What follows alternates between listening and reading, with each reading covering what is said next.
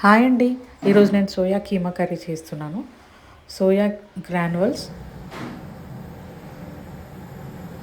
ఇవి ఫస్ట్ ఏం చేయాలి, ఒక బౌల్లో వేసుకొని వేడి నీళ్ళు వేయాలన్నమాట. దాంట్లో ఒక 5 మినిట్స్ వేడి నీళ్ళలో బాగా నానబెట్టాలి. 5 మినిట్స్ తర్వాత మనం కుకింగ్ ప్రాసెస్కి వెళ్దాం. మసాలా మనం నాన్ వెజ్కి వాడే మసాలాలు తీసుకొని ప్యాన్లో ఆయిల్ వేసి చెక్క, లవంగ, ఇలాచి ఇవన్నీ వేసి ఒక 2 మినిట్స్ ఉంచుకోవాలి. తర్వాత ఆనియన్, పచ్చిమిర్చి వేసుకోవాలి. ఇది వేగాక తర్వాత కొంచెం పుదీనా వేసి ఒక 2 నిమిషాలు కలిపేసుకోవాలి. దాని తర్వాత అల్లం వెల్లుల్లి పేస్ట్ ఒక 1 స్పూన్ అల్లం వెల్లుల్లి పేస్ట్ వేసుకోవాలి. తర్వాత 2 మినిట్స్ తర్వాత సాల్ట్, కొద్దిగా పసుపు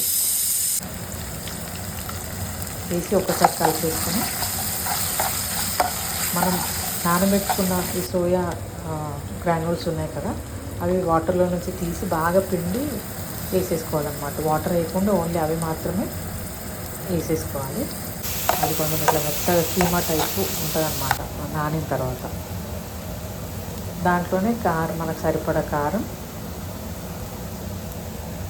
వేసేసుకొని కలుపుకోవాలి. ఒక 5 మినిట్స్ పెట్టి తర్వాత టొమాటోలు వేయాలి. టొమాటోలు వేసుకుందాం. ఒక 1 టొమాటో, తర్వాత ధనియాల పొడి, ఒక 1 స్పూన్ ధనియాల పొడి వేసి కలిపేసుకొని కొంచెం కస్తూరి మేతి వేసుకోవాలి.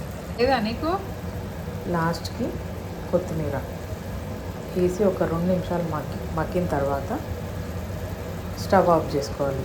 ఈ సోయా కీమా కర్రీ అయితే తింటే అసలు వెజ్ అంటే ఎవ్వరూ నమ్మరండి. సేమ్ నాన్ వెజ్ లానే ఉంటుంది ఈ ప్రాసెస్లో చేస్తే. ఎవరైనా మన ఇంటికి వచ్చినప్పుడు ఇన్స్టెంట్గా ఇది చేసి పెట్టవచ్చు అంటే చాలా తొందరగా అవుతుంది.